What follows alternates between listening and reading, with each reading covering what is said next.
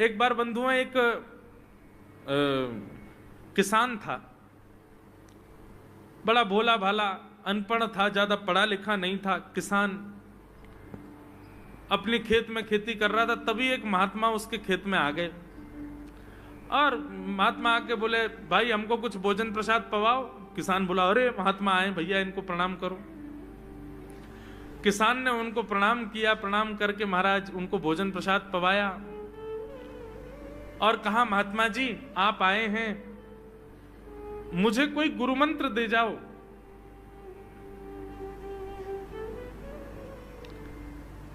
महात्मा जी ने सुंदर गुरु मंत्र दिया, द्वादशाक्षर मंत्र दिया।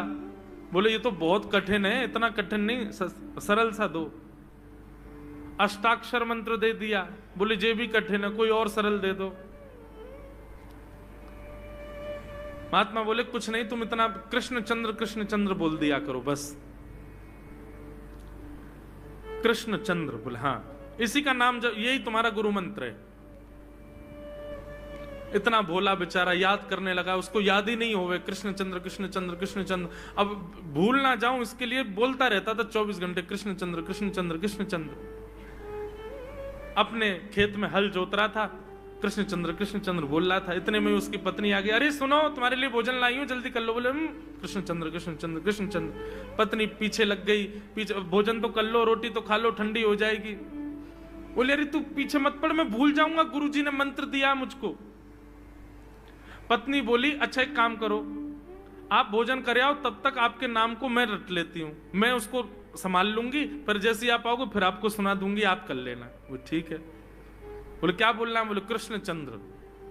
पत्नी बोली ठीक है। अब कृष्ण चंद्र बोलने लगी पत्नी, कभी कहीं जाए कभी कहीं जाए, कुछ करे। वो कृष्ण चंद्र बोलते बोलते घसीटे चंद्र हो गया।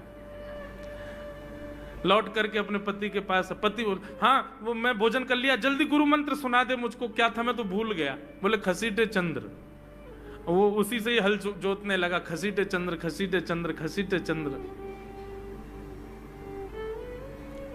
आकाश में वैकुंठ में बैठे हुए वैकुंठनाथ भगवान प्रसन्न हो गए और प्रसन्न होकर के बोले, लक्ष्मी जी हम जा रहे हैं। बोले कहां? बोले एक किसान का उद्धार करने जा रहे हैं, उसको वैकुंठ लेके आएंगे।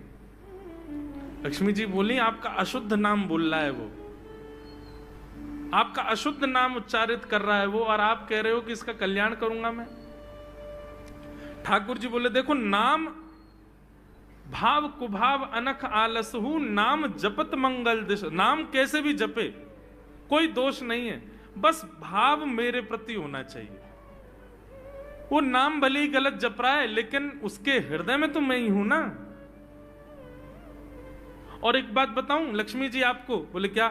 बोले ये घसीटे चंद्र अशुद्ध नहीं है, मेरा नाम है ये भी। बोले क्यों?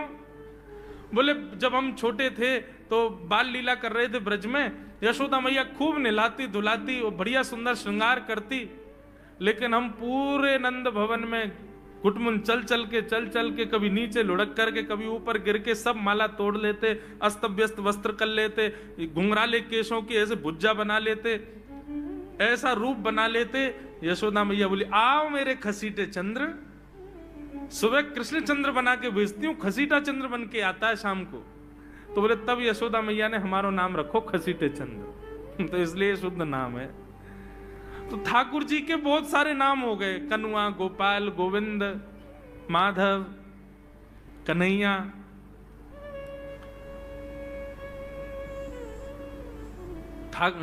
यशोदा जी का प्रिय नाम है कन्हैया। मैया लाल जी को इसी नाम से पुकारती है। ठाकुर जी अब धीरे धीरे 3.5 वर्ष के हो गए, और जैसे ही 3.5 वर्ष के भय महाराज, मानो जैसे उनके शरीर में स्प्रिंग एक्टिवेट हो गई हो। इतना ऊधम मचाते हैं, इतना ऊधम मचाते हैं, पूरी गोकुल की नाक में दम कर रखा ठाकुर जी ने। यशोदा मैया ने लाल जी को नूपुर पहना रखे। सवेरे जैसे ही ठाकुर जी उठते हैं, नूपुरों की आवाज आती है तो यशोदा मैया तुरंत रसोई घर से दौड़ के जाती है लाला के पास। लेकिन ठाकुर जी इतने चतुर हैं, यमुना तट पर जाते हैं और नूपुरों में बालू भर लाते हैं कि कल नूपुर आवाज नहीं करेंगे, सुबह उठ के हम घर से भाग जाएंगे कहीं और, मैया को पता ही ना चलेगी। ऐसो उदम मचा में। श्री सुखदेव जी वर्णन कर रहे हैं, श्रृंग्यग्निडम शशि जल द्विज कंटकेभ्य क्रीड़ा परावति चलौ स्वसुतौ निषेधुम गुह्यानि कर्तुमपि यत्र न तज्जनयो गुह्यान से कात आपतुरलम मनसो नवस्थान। सुखदेव जी वर्णन कर रहे हैं, राजन अब ठाकुर जी वो लीला कर रहे हैं जिस लीला पर देवताओं को भी विश्वास नहीं हो रहा है। ऐसी लीला ठाकुर जी कर रहे हैं कि किसी को भरोसा ही नहीं हो रहा कि जगत नियंता जगदाधार ये कर सकता है। और ठाकुर जी क्या करते हैं? बोले ये मत पूछो क्या करते हैं, यूं कह रहे हैं क्या नहीं करते। जो माता पिता अपने बालकों को बहुत ऊधमी समझते हैं, बहुत बड़ी कृपा है ठाकुर जी की कि आपके घर ठाकुर जी जैसे ऊधमी बालक नहीं है। ऊधमों के सिरमौर हैं ठाकुर जी। कैसा ऊधम मचाते हैं? बोले श्रृंगी। नहा धो करके ठाकुर जी सवेरे तैयार होते हैं, सबसे पहले गैयाओं के पास जाते हैं। मैया कहवे लाला नहा धो के सबसे पहले गैयान को प्रणाम करवे जा, गैयान को स्पर्श कर फिर कछु करियो। ठाकुर जी गैयाओं को प्रणाम करने जाते हैं। जैसे ही देखते हैं कि कोई गैया बैठी है, सो ठाकुर जी कहें अरे अरे मैया या गैया को आलस आ गयो या को आलस दूर कर दूं। सो बैठी हुई गैया के ठाकुर जी सींग पकड़ लेते हैं और सींग पकड़ करके अपनी ओर खींचते हैं। दूसरी तरफ से सींग बलराम जी पकड़ लेते हैं। अब ऐसे सींग पकड़ करके ऐसे ऐसे गैया के सींग हिलाते हैं। अब बैठी रहती गैया थोड़ी देर तो कोई बात नहीं, जैसे जोर जोर से हिलाना प्रारंभ करते हैं सोई गैया खड़ी हो जाती है। और जैसे गैया खड़ी होती ठाकुर जी लटक जाते हैं सींगों से। अब ठाकुर जी को तो बढ़िया झूला बन गया, गैया की सींगन पर झूल रहे हैं। थोड़ी देर तो गैया इधर से उधर ठाकुर जी को झुलाती रहती है, लेकिन थोड़ी देर बाद जैसे ही ठाकुर जी की पकड़ कमजोर होती है, गैया को पता चल जाए कि अब लाला गिरवे वार है। सो गैया भी इतनी चतुर कि वो गोबर में ही जाके खड़ी हो गए। ठाकुर जी के ने आगे को चल, मैं गोबर में है जाऊंगा। गैया के ना अब तो मैं यहीं खड़ी रहूंगी, तुम गोबर में ही गिरो। और सोई ठाकुर जी को हाथ छूट जा, मैया मैया बचाइयो, देख जे गैया मुंह को गोबर में फेंक रही है। अब मैया जब तक बचावे आवे तब तक तो लाल जी के हाथ छूट जाएं और ठाकुर जी गले गले तक गोबर के ढेर में जाके गिर जाएं। पर यशोदा मैया निकाले, कितनों सजाए लो, कितनों ए लाला तू वैसे ही कारो, ऊपर ते मैं तो को बढ़िया सुंदर बना के रखूं, लेकिन तू घूम फिर गया गोबर में ही आके चौं खेले। मोकू तो लगे तू पूर्व जन्म को सूकर दिखे। ठाकुर जी मंद मंद मुस्कुरा रहे, हाँ मैया जे बरा भगवान को अवतार भयो ना, जाने पृथ्वी की रक्षा करी हिरण्याक्ष थे। भैया बोली हाँ वो मैं ही तो हतो, मैं जय जय हूं मैया, वो बरा भगवान ही जय जय, वही जय जय तेरे यहाँ लाला बन के आयो है। यशोदा मैया के बातन ने मत बनाए कर, नेक नेक बड़ो है क्यों, बोलो सीखो, ऐसी बात बनावे, जय जय बोले अपने आप पे, नावे धोवे है ना है, मोह पहुंचे ना है, मैं जय जय हूं। ऐसी मधुर लीला ठाकुर जी कर रहे हैं। आकाश में 33 कोटि देवता ये लीला देख करके अपने नेत्रों पर विश्वास नहीं कर रहे। ऐसे मधुर ठाकुर जी। श्रृंगी अग्नि ड्यमष्टि। एक दिन नंद भवन में गैया ब्याह गई। जैसे ही गैया ब्याई, ठाकुर जी जैसे ही गैया ब्याती है ठाकुर जी वहीं खड़े हो जाते हैं। और बंधुओं शास्त्रों में आज्ञा है कि गाय जब ब्याह रही हो, बछड़े को जन्म दे रही हो या बछिया को जन्म दे रही हो, उस समय गैया जो होती है वो दो मुखी हो जाती है। एक मुख तो सामने है और जब जन्म देती है तो बछड़ा या बछिया उसका मुख जब बाहर आता है तो दो मुखी हो जाती है। ऐसी दो मुखी गैया की जब आप परिक्रमा करते हो तो पूरे ब्रह्मांड की परिक्रमा का फल प्राप्त होता है। तो ठाकुर जी का नियम है, नंद बाबा की उंगली पकड़ के खड़े रहे, जैसे ही गैया ब्यावे वारी हो तो वाकू सहलाते रहे, जैसे ही गैया ब्यावे वारी हो, जैसे ही बछड़ा बाहर आवे सोई ठाकुर जी वाकी परिक्रमा कर लें, परिक्रमा करके दंडवत प्रणाम करें, वाकू वाकी चरण रज को माथे से लगा में, और बछड़ा जन्म ले सो वाकू नवा में दुआ में, वाकू अपने गरे से लगा में। एक दिन ठाकुर जी जोर जोर से रोने लगे। बछड़ा जैसे ही जन्म लियो बछड़ा ने, ठाकुर जी रोने लगे। नंद बाबा शांत करा में नहीं माने, बलराम जी ने शांत करायो नहीं माने। यशोदा मैया गोद में लेके बैठी, बोले लाला का भयो, तू रो क्यों रोए? बोले मैया मेरे संग बहुत बुरा भयो। यशोदा मैया बोली कहा भयो? बोले गैया के बछड़ा ने जन्म लियो। मैया बोली तो वाह बछड़ा को मैंने मुंह खोल को देखो, वाह के सबरे दांत निकरे आए। मेरे जन्म को 3 साल है गए, अभी तक 4 ही दांत निकरे मैया। वो टूट जाए दमष्टी रो रहे हैं अपने दांतन को, मेरे दांत चौना निकल रहे सबरे। बाप बछड़ा के जन्म लेते सबरे दांत आ गए, मेरे दांत चौने ही आ रहे हैं। यशोदा मैया ऐसी मधुर बात सुनकर के लाल जी को हृदय से, फिर झूठी झूठी कहती मैया कहती लाला तू दूध ना पीवे ना, पूरे दिन मक्खन खावे, मक्खन चीकनो होवे, दांत निकरे चिकनो है कि सुई पेट में चलो जाए, तू दूध पिए कर। कबहू भड़ेगी चोटी मैया मोरी, कबहू भड़ेगी चोटी। कभी अपनी चोटी पकड़ के रोते मैया मेरी चोटी चौना भर रही। बलराम की चोटी देखो कैसी नागिन जैसी चोटी है वाकई, और मेरी चोटी कैसी है मैया, नेक सी पतरी सी। मैया बोल लाला तू दूध ना पीवे, दूध ते चोटी बढ़े। बलराम देखिए ऐसा जग भर के दूध पीवे। सो ठाकुर जी दूध को पात्र हाथ में ले में, अपनी चोटी खोल ले में, और फिर चोटी पकड़ करके दूध पी में, और दूध पीते पीते नापते रहे कितनी बड़ी भई की ना भई अभी। ऐसी मधुर लीला ठाकुर जी करते हैं। ऐसी लीलाएं हैं ठाकुर जी की कि उन लीलाओं को सुनकर के जो ज्ञान के मार्ग को नहीं समझ पाते, जो वैराग्य के मार्ग को नहीं समझ पाते, जो ज्ञान और वैराग्य से ठाकुर जी को प्राप्त नहीं कर पाते, वो इन लीलाओं से ठाकुर जी के हो ही जाएंगे। ऐसी लीलाएं। और क्या करते हैं ठाकुर जी? बोले द्विजकंटकेभ्य। इतनी मधुर लीला है ठाकुर जी की। नंद भवन से सुबह सुबह निकल जाते हैं, और राह चलता कोई भी हो अपरिचित, यदि वो साधु है, यदि वो कोई वैष्णव है, यदि वो कोई भजनानंदी है, तो ठाकुर जी उसके पास चले जाते हैं, और पास जाके पता क्या बोलते हैं? अरे तुम यहां डोल रहे हो?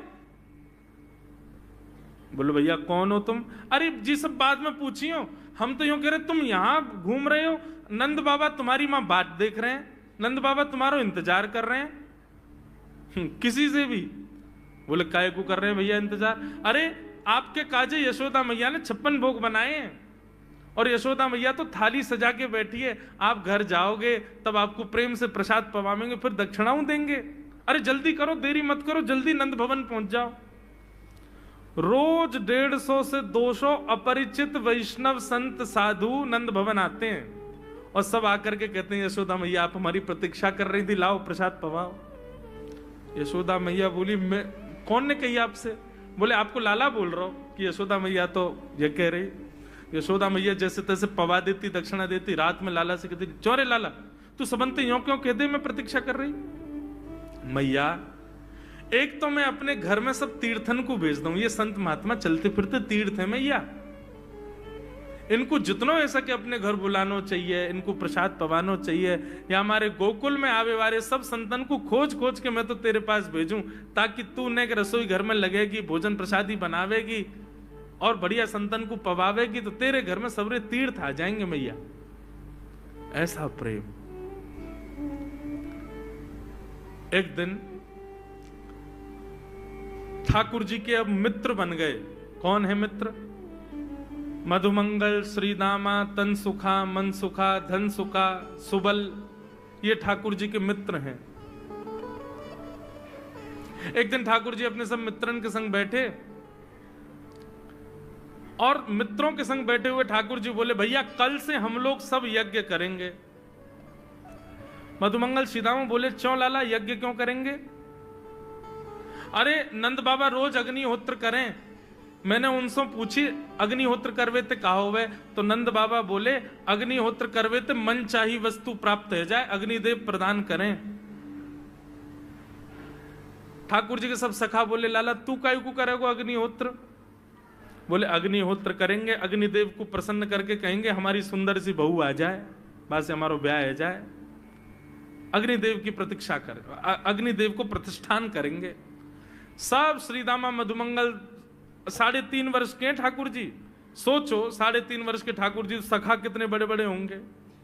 नेक्से से सबरे सखा बैठ गए, सूखे पत्ता इकट्ठे करके अग्नि प्रज्वलित कर ली, सूखे पत्तान को चूरो बना के आपस में बांट लियो।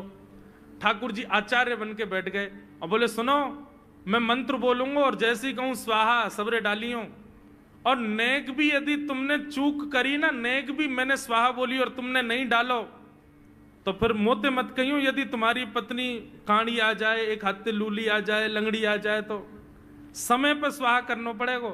सब ग्वाल बाल बोले जो कहेगो लाला सो करेंगे, तू करवा।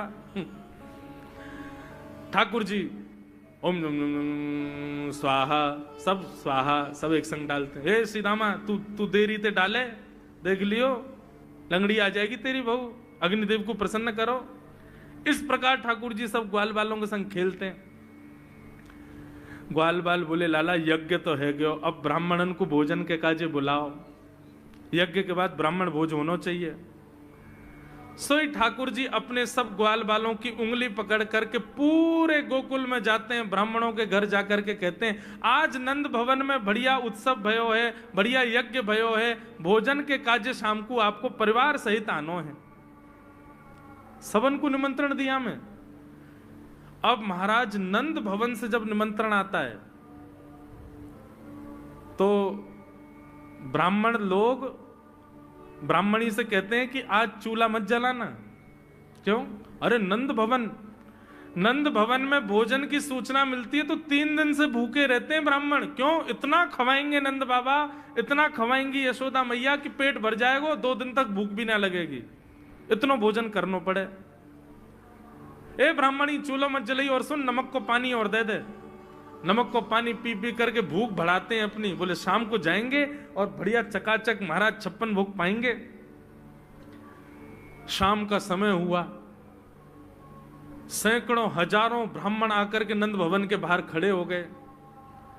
यशोदा मैया ने अटारी से जैसे ही देखा इतने सारे ब्राह्मण, यशोदा मैया उतर करके आई, बोली आओ भगवान पधारो, सबन को जय श्री कृष्ण, सबन को प्रणाम। जे बताओ आज मेरे द्वार पर आप सबन को एक साथ आने को कारण कहा है? किसी को निमंत्रण देकर के और फिर पूछो कारण क्या है, बड़ा अजीब लगता है। किसी को आपने बुलाया भोजन पे, वो बेचारा आ गया, फिर आप कहो बताओ भैया कैसे आए, कितना अजीब लगे। ब्राह्मण बोले मैया तुम हमसे पूछ रही हो या बात है? अरे सवेरे तो भूखे प्यासे बैठे हैं, जल्दी भोजन पवाओ। आपके यहाँ यज्ञ भयो, यज्ञ की पूर्ण आहुति की प्रसादी पावे आए हैं, और काहे क्यों आए हैं? यशोदा मैया बोली कौन सा यज्ञ, कब भयो यज्ञ, कौन सी पूर्ण आहुति? ऐसा कछु ना भयो हमारे यहाँ, आप लोगों को कोई गलत जानकारी मिली है, कौन ने कही आपते? ब्राह्मणों के नेत्रों में आंसू आ गए। बोले मैया एक तो हम सवेरे से भूखे, ऊपर से ब्राह्मणी से मना और करे आए कि तू चूल्हा मत जलाइयो। ब्राह्मणी भी बात निहार रही है कि डिब्बा में लेके आएंगे हमारे काजे भी भोजन। खाली हाथ गए तो ब्राह्मणी डांटेगी अलग, मैया तेरो लाला सवेरे सवेरे आयो और सब ग्वाल बालन के संग आके हमसे कह के गयो यज्ञ भयो, यज्ञ की पूर्ण आहुति में भोजन करवे सबन को आनो है, हम तो यही मारे चले आए। यशोदा मैया बोली या लाला ते कैसे बचूं मैं, पूरे दिना कम से कम 2-2.5 हजार लोगों को निमंत्रण ऐसे ही देते रहे। यशोदा मैया बोली आपकी व्यवस्था करूं, लेकिन पहले यार लाला को तो देखूं मैं, है कहां ये? नंद भवन के पीछे बगीचा में ठाकुर जी अपने सब ग्वाल बालन के संग खेल रहे। यशोदा मैया गई, जाकर के बुलाए, ए लाला, ओ कन्हैया यहाँ पे आ। ठाकुर जी ने जैसी देखी यशोदा मैया बुला रही है, लेकिन यशोदा मैया के संग जे कौन खड़े हैं? ए श्रीदामा मधुमंगल। बोले हाँ ये तो सांची में आ गए सबरे ब्राह्मण, हम तो ऐसे खेल खेल में निमंत्रण दे के आए इनको। मैया बहुत मारेगी भैया, मैं अकेलो नहीं जाऊंगा, तुम भी चलो मेरे संग, यदि मुंह में एक थप्पड़ पड़ो तो तुम मुंह पड़वाऊंगा, मैया बहुत मारेगी आज। और मधुमंगल श्रीदामा जबरदस्ती उनको हाथ पकड़ के ठाकुर जी ले गए। हाँ मैया बता, कहा कह रही? मैया ने कान पकड़ो, है रे लाला, ज्यो जो बड़ो है तो जा रहा हो, तेरे उधमन की सल ना है पड़े। का कियो तेने? बोले का कियो मैंने? ये सब कौन है? मोह का पतो कौन है? मैं ना जानू मैया इन्हें। बोले जे सब रे ब्राह्मण है हमारे गोकुल के, और सब यूं कह रहे हैं तेने इनके घर जाके इनको सबन को निमंत्रण दियो, यूं कहीं हमारे यहाँ यज्ञ भयो आकर के आप सबन को भोजन पानो है। मैया तेरी सौगंध खा के कह रहा हूं, मुझको तो जेव ना पता इनको घर कौन सी गली में, झूठ बोल रहे हैं सब रे, मैंने निमंत्रण ना दियो। ब्राह्मण सब बोले मैया देखो कैसो सफेद झूठ बोल रहे हैं आपके आगे। मैया बोली सच बता, तेने निमंत्रण क्यों दियो? तब ठाकुर जी बोले मैया बताऊं? बोले बता। बोले हम खेल खेल को यज्ञ कर रहे, वाह यज्ञ में सामग्री नहीं, वाह यज्ञ में मंत्र बोलवे वाले भी ना है, वाह यज्ञ में कोई ब्राह्मण भी ना हो, हम आपस में ही सब यज्ञ कर रहे। भाई यज्ञ के बाद ये मधुमंगल बोलो ब्राह्मण भोजन होना चाहिए, तो हमने इन ब्राह्मणों को न्योता दे दियो। मैया बोली अब ये ब्राह्मण आगे कहां पवाऊं? बोले मैया देख सीधी बात है, या में ज्यादा चिंता करने की कोई बात ही ना है। जब बिना मंत्र के, बिना ब्राह्मणन के, बिना यज्ञ सामग्री के हमारा यज्ञ है सके, तो ऐसे ये भी खाले खाली दोना लेके बोलते हैं हाँ भाई रसगुल्ला बहुत बढ़िया बनो है, ये देखो ओ हो मोहन थार तो बहुत ही बढ़िया बनी है, सब्जी तो पूरी कितनी बढ़िया लग रही है, खाली पत्तल लगा दे, खाली दोना लगा दे, और भाव से ये लोग भी पालेंगे है क्यों भोजन, भाव को यज्ञ भाव को भोजन। ब्राह्मणों को बंधुओं गुस्सा, ठाकुर जी की लीला पे किसी को क्रोध नहीं आता, सब हंस जाते। पर यशोदा मैया आधी रात में रसोई बनाती है, सब ब्राह्मणों को पवाती है, और इतना बनाती है कि उनके घर भिजवाती है। मैया बोले लाला इतना काम करावे। बोले मैया तू बैठी बैठी ना मोटी है गई है, या हमारे मुंह को लगे, तू पूरे दिन लगी रहकर रसोई में कछु कछु बनाती रहकर। ऐसी ठाकुर जी की मधुर लीला। बंधुओं भगवान ने चोरी क्यों की? अभी तक चोरी शुरू नहीं हुई ठाकुर जी की। अब ये चोरी का प्रसंग कैसे प्रारंभ होता है? एक दिन ठाकुर जी अपने ग्वाल वालों के संग खेल रहे थे, तो ठाकुर जी ने ऐसे खेल खेल में श्रीदामा को धक्का दिया, श्रीदामा गिर गया, बहुत जोर से रोया। ठाकुर जी बोले अरे भैया शांत है जा, लग गई, अरे ठीक है अब शांत है जा, लेकिन श्रीदामा शांत नहीं हुआ। ठाकुर जी बोले तुम कैसे हो? गोकुल में रह में हम, गोकुल को मतलब है जहां हर घर में 1000 गैया, उसका नाम है गोकुल।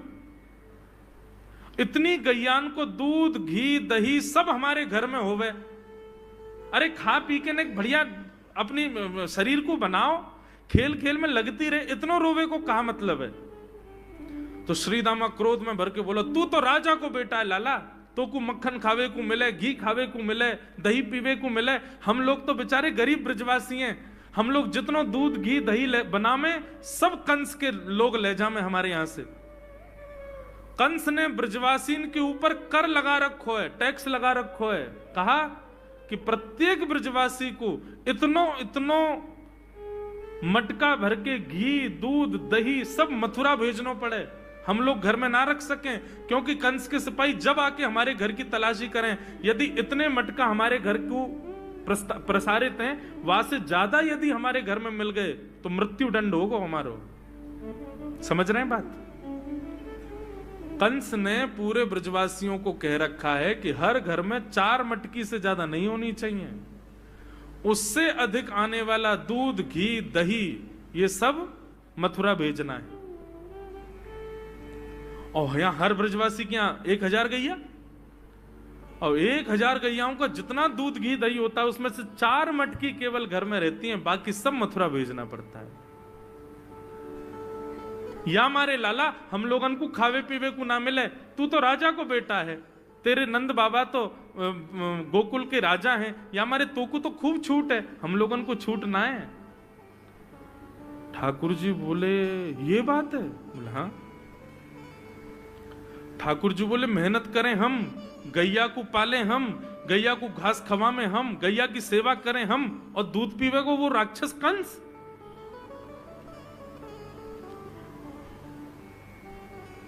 अभी तो मैं छोटा हूं, मेरी बात कोई मानेगा नहीं, लेकिन प्रलय तो अब लानी पड़ेगी।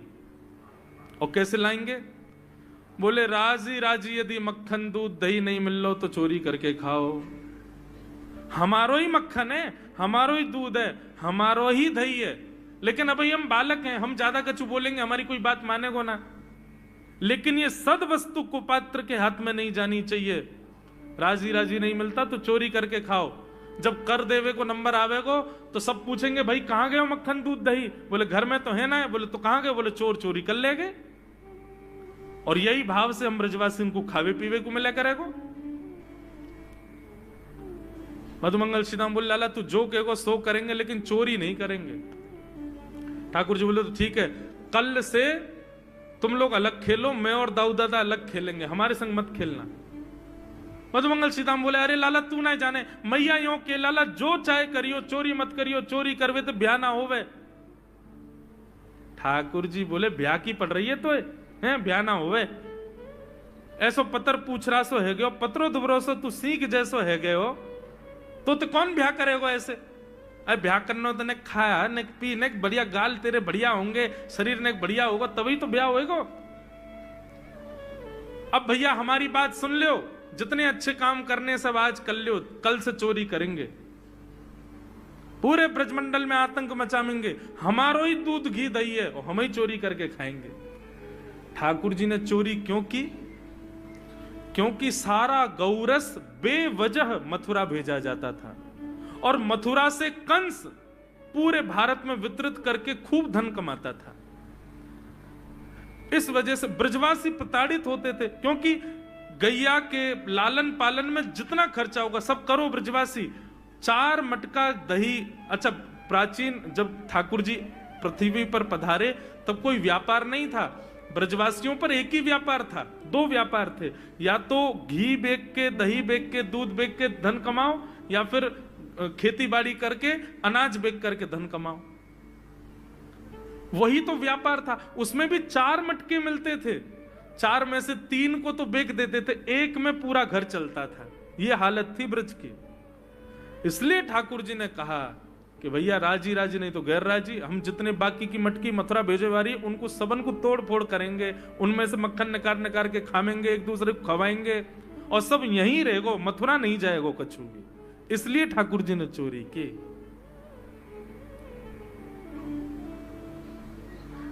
ठाकुर जी बोले प्रैक्टिस मेक्स मैन परफेक्ट। सबसे पहले प्रैक्टिस अपने घर में ही कर लें कैसे करनी है चोरी। सो अगले दिन ठाकुर जी सवेरे उठे और देखने लगे यशोदा मैया देख तो नहीं रही, और ठाकुर जी चुपचाप गए महाराज जहां पर सारे मक्खन दूध दही रखे, वहां पहुंच गए गौरस भंडार में। और गौरस भंडार में एक मटकी के ऊपर से ढक्कन हटाए करके जैसे ही ठाकुर जी ने हाथ बोर के पानो प्रारंभ किया, सामने एक खंबा था, उसमें मणि लग रही थी। आज पहली बार 3.5 वर्ष की आयु में ठाकुर जी ने अपना प्रतिबिंब देखा, पहली बार अपने आप को देखा दर्पण में। बंधुओं, बच्चों को शीशा नहीं दिखाते, छोटे बच्चों को तो दिखाते ही नहीं, और 3-4 वर्ष तक भी बालक को अपनी शक्ल थोड़ी देखता है वो। अब इसके पीछे कारण बहुत सारे बताए जाते हैं, परंतु हमें तो लाल जी से मतलब, लाल जी का क्या है? ठाकुर जी ने जैसे ही प्रतिबिंब में अपने रूप को देखा, अपने रूप को देख करके ठाकुर जी बोले हो तू भी आयो यहां चोरी करवे। अपने आप से ही बात कर रहे हैं ठाकुर जी। अरे मैंने कही तो हती अपने अपने घर में चोरी करनी है, तू दारी के मेरे घर में आगो चोरी करवे। ठाकुर जी अपने प्रतिबिंब से बात कर रहे हैं। अब गौरस भंडार में ठाकुर जी की आवाज गूंज रही थी और वो गूंजते हुए रसोई घर में जा रही थी। रसोई में मैया ने सुनी, बोले लाला कहां ते बोल लो है, उठ गयो कन्हैया, मुझको पतो भी ना चली, नूपुरन की आवाज ना आई। मैया दौड़ करके गई तो देखा ढूंढते ढूंढते गौरस भंडार में ठाकुर जी अपने प्रतिबिंब से बात कर रहे हैं। कितनी सुंदर झांकी है ठाकुर जी की। ठाकुर जी मक्खन पा रहे हैं। बोले अच्छा अब आ तो गए हो यहाँ पे, लेकिन सुन चुपचाप चोरी करके भाग जाइयो, मेरी मैया बहुत मारेगी तो को। बाकू यदि पतो चल गई तू चोरी कर रहा है तो को उखलते मान देगी, मेरी मैया बहुत मारेगी, चुपचाप चोरी कर और निकल ले यहाँ से। ठाकुर जी चोरी की बात कर रहे थे, यशोदा मैया ने पीछे से सुनी, लाला ओ कन्हैया। ठाकुर जी घबरा गए, मैया कैसे आ गई? हाँ मैया, कौन से बात कर रहे हो तू? अरे मैया देख हमारे घर में चोर घुसायो है। अपने प्रतिबिंब को दिखा करके ठाकुर जी कह रहे हैं, देख मैया हमारे घर में चोर घुसायो, जे चोरी कर रहे हो हमारे यहाँ के मक्खन की, तो मैया को पकड़वे आयो हूं। नन्हे से गोपाल जी, बहुत मधुर लीला। मैया हंस भी रही है और क्रोध भी कर रही। बोले अच्छा जो चोरी कर रहे हो? बोले हाँ। चल याकू तो मैं पकड़ लूंगी, लेकिन जे बता तेरे हाथ में मक्खन कैसे लगो? तू तो याकू पकड़ भी आयो ना। अब मैया याकी मैं कहा बताऊं, तेने मेरे हाथ में पद्मराग के ऐसे ऐसे बढ़िया कंगन पहना रखे हैं, कड़ूला पहना रखे हैं सोने के। जब मैं धूप में निकलूं ना तो धूप की किरण से मुंह को बहुत जलन है जाए हाथ में। तो कल मेरे सखा मधुमंगल ने मुझसे कही, बोले लाला जे जलन तेरी दूर रह जाएगी, तू मक्खन में हाथ बोर लियो अपनो, सोई तेरी जलन दूर रह जाएगी। या हमारे मैया जलन हटावे के काजे मैंने हाथ बोरो है। मैया बोली अच्छा चल लाला, यहां तो तेरे जलन है रही और यहां मक्खन कैसे लगो? ठाकुर जी बोले मैया मैं अपनी जलन दूर कर रहा हूं। इतने में जन कहां थे एक मक्खी आके मेरे मुंह पे बैठ गई। बाकू उड़ावे के काजे मैंने जैसे मुंह पे हाथ किया, सो मक्खन मेरे मुंह पे लग गो। मैया बोली लाला तू चोरी भी करन लगो और अब झूठ भी बोलन लगो मुझसे। मैया ने गोदी में बैठा लिए लाला। बोले लाला तू चोरी नहीं करेगो, तू मेरी सौगंध खा, तू आज के बाद चोरी नहीं करेगो। ठाकुर जी बोले ना करूंगा मैया, लेकिन एक वचन दे। बोले कहा चाहिए वचन में? बोले पहले वचन दे, जो मांगूंगा सो देगी।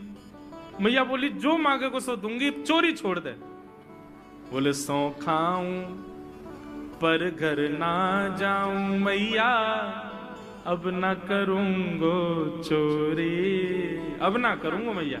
पर सांची कह कब लावेगी मोकू तू दुल्हन गोरी।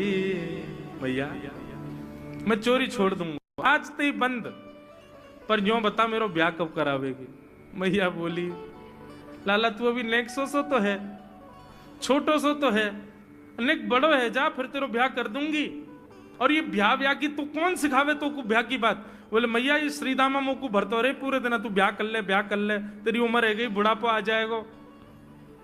मैया बोली आप मधुमंगल है तो मैं बताऊंगी, है 3.5 बरस के छोरा तो यूं करो बुढ़ापा आ जाएगा।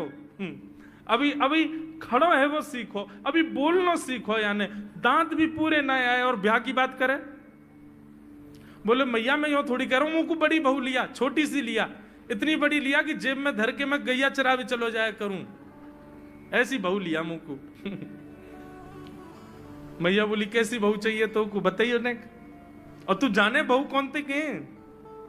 मैया बोले हाँ मैं जानू। ठाकुर जी बोले मैं जानू, मैं बहू कौन थे के? बोले जैसे नंद बाबा की तू बहू है ऐसी मेरी बहू आ जाएगी। बहुत मधुर लीला है, ऐसी ठाकुर जी लीला करते हैं। ठाकुर जी ने ग्वाल बालों से कहा भैया मिशन फेल हो गया, घर में तो चोरी नहीं कर पाए हम, अब दूसरे इनके घर में दावे बोलो। एक दिन महाराज ठाकुर जी का जब आतंक खूब बढ़ गया गोकुल में, सब गोपियों ने जाकर के मैया से शिकायत करी है। वत्सान मुंचन क्वचित समय क्रोश संजात हास, स्तेयं स्वाद्वद्धिपयः कल्पितैस्तेययोगै, मरकान् भोक्षन् विभजति सचेन्नात्रिभाण्डं भिनत्ति, द्रव्यालाभे सग्रह कुपितो यात्युपक्रोशतो कान्।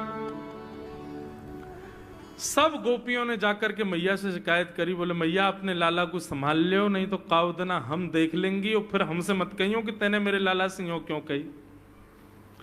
मैया बोली कहा क्यों मेरे लाला ने?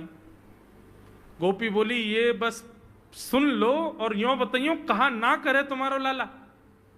देख वे मैं 3.5 बरस को है, बाकी पेट में इतनी बड़ी बड़ी दाढ़ी है बाकी। मतलब ओ नंद रानी तेरो लाला जबर भयोरी, मेरी मटकी उलट के पलट गयोरी, नंद रानी तेरो लाला जबर भयोरी। जबर मतलब अब सुगड़ है गयो है, न बलवान है गयो है, सब जानकारी है या कुछ छोटो बालक मत समझियो। गोपियों ने जाकर के अपनी अपनी दुख दर्द सुनाए मैया को। मैया बोली अरे भैया मेरे लाला को मक्खन की कोई कमी थोड़ी है, मेरे लाला को दूध की कोई कमी थोड़ी है। मेरो लाला चाहे तो मक्खन से नहावे, दूध में नहावे, इतना मक्खन दूध दही मेरे घर पे, तुम्हारे यहां क्यों चोरी करेगो?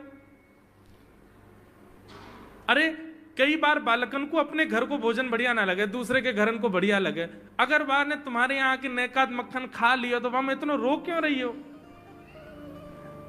मैया आपको अपनो लाला बहुत सीधो लगे ना, हम बताएं कहा करे तुम्हारो लाला? बोले स्वयं खावे हमको कोई दिक्कत नहीं, लेकिन या की एक पूरी मंडली है और पूरी रजिस्टर्ड मंडली है, बाल गोपाल चौर प्रचार प्रसार मंडल, ये घर घर जाके चोरी करते हैं। और मैया तुम्हें कहा बताऊं, जैसे ही कोई गोपी के नयो बालक होवे ना तो तुम्हारो लाला पूरे मंडल के साथ आवे और वह लाला के सिर पे हाथ धर के, छोटे से बालक के सिर पे हाथ धर के बस 1 वर्ष की प्रतीक्षा, फिर तुम भी हमारी मंडली में आ जाओगे। पूरे गोकुल में भय है तुम्हारे लाला को। बोले स्वयं खावे, ग्वाल बालन को खवावे। मैया यहां तक भी बात समझ में आवे, ग्वाल बालन को खवावे मरकान भूक्षण, यो नहीं कि नेकाद मक्खन बच जाए तो रहम करके हमारे काज छोड़ जाए, वाकू बंदरन को खवा दे। एक गोपी बोली मेरे यहां तो इतना मक्खन कि स्वयं ने खा लियो, बालकन को खवाए दियो, बंदरन को फिर भी बच गयो, तो भी छोड़ के नहीं गयो। बोले नात्री भांडम भिनत्ती, फोड़ गयो मटकी। और बोले मक्खन को कहा कियो? बोले पूरे घर में लेप लगा गयो, वाको पूरे घर में पोंछा कर गयो मक्खन को। मैं और मेरी सास यमुना जल भरवे गए, सिर पे मटकी 2-3 मटकी रखी, बड़े अचक के हम लोग चल रहे, हमें कहा पतो ही कि हमारे घर में मक्खन चीकने के लेप है गयो। मेरी सास ने जैसे ही पहलो पैर रखो घर के भीतर, ऐसी रिपटी कि आज तक उठ ना पाई है। ये तुम्हारो लाला करे? नात्री भांडम भिनत्ती। यशोदा मैया आश्चर्यचकित होकर सुन रही है। बोले ये नेक्सो लाला ये करे? बोले हाँ मैया। एक गोपी बोली मैया अगर चोरी करे तो दिक्कत, और यदि किसी कारण से हमने लाला को रोक दियो, चोरी नहीं कर पाए हमारे घर, तो हमारे रोने क्यों? बोले चूल्हा में ते कोयला लेके आवे और वह घर के बाहर एक हवा बना जाए और यूं के अब जब तक या घर से मक्खन नहीं मिलेगा या के घर के लोग भूखे रहेंगे और इन लोगों को भोजन छुड़वाने की जिम्मेवारी हमारी। बोले कहा करे फिर? बोले मैया भोजन बनना होगा, चूल्हे पे भोजन रखो रहे तो ग्वाल बाल सब ताकते रहे कब भोजन बनने को समय आवेगो। जैसे ही कछु और काम करवे के काजे गोपी नेक उठ के जावे तो कहो तो बाकी कढ़ैया में खूब सारो पानी डाल जाएंगे, सब्जी ना बन पावेगी, आटे में नमक फेंक जाएंगे। एक गोपी बोली मेरे यहां जो कियो वो तो कोई के यहां ना कियो होगो। बोले कहा? बोले मेहनादी निवास्तव, मेहनादी निवास्तव। क्या किया? बोले मैया 3 दिन तक प्रयास कियो तुम्हारे लाला ने, मेरे घर से चोरी नहीं कर पायो, तो टेढ़ी सी नजर करके बोलो कल तेरे घर में सब लोग भूखे रहेंगे, भोजन ही नहीं बनेगा तेरे यहां। मैंने कि लाला चल बात मत बना, भग जाए तो चल। और मैया माने वो कर दियो। बोले कहा कियो? बोले सवेरे सवेरे ब्रह्म मुहूर्त में हम लोग अन के उठवे से पहले तुम्हारो लाला आ गयो, और कोई पहले बंधुआ रसोई कोई अंदर कमरे में नहीं, चौक में ही चूल्हा, वहीं बैठ करके सब बनाते खाते। बाहर चौक में चूल्हा के ऊपर आके बैठ गए हो, अपनी धोती वोती उतार दई और सब वहीं करे आयो, मैं अनादि निवासता। ये बात जैसे ही यशोदा मैया ने सुनी, बोले नहीं नहीं नहीं नहीं, झूठ बोल रही हो, मेरो लाला ऐसा ना कर सके। परीक्षित जी कथा सुनते सुनते बोले जय जय सुखदेव जी, क्या ये सत्य है? ठाकुर जी ने ऐसा किया? सुखदेव जी कहते हैं कुछ बातें सत्य हैं, कुछ गोपियां जबरदस्ती लगा के बोल रही हैं कि कहीं मैया डांटवे के काजे लाला को हमारे सामने बुला दे और हम लाला को दर्शन कर लें। ये गोपियां उल्हाने लेकर के लाला को देखने आई हैं। इनमें से कुछ बातें तो सत्य हैं, पर ये सब बातें इतनी सत्य नहीं है। ये सब तो जबरदस्ती गोपियां बोल रही हैं। क्यों? ताकि मैया नाराज हो जाए और लाला को हमारे सामने अभी डांटे तो रूठे भय लाला को मुख हम देख लेंगे। बहुत सारी लीलाएं हैं, मैंने कई तो अभी बताई नहीं है। इतने मधुर मधुर लीला ऊधम करते हैं ठाकुर जी। इस प्रकार ठाकुर जी पूरे ब्रजमंडल में गौ रस को चोरी करते हैं। वास्तव में मक्खन नहीं, ब्रजवासियों के मन को चुरा रहे हैं ठाकुर जी। सबकी एक ही आशा है, श्री कृष्ण श्री कृष्ण श्री कृष्ण। सुबह से शाम तक पूरा ब्रजमंडल केवल कृष्ण को देखने के लिए जीता है। ऐसी ठाकुर जी की मधुर लीला।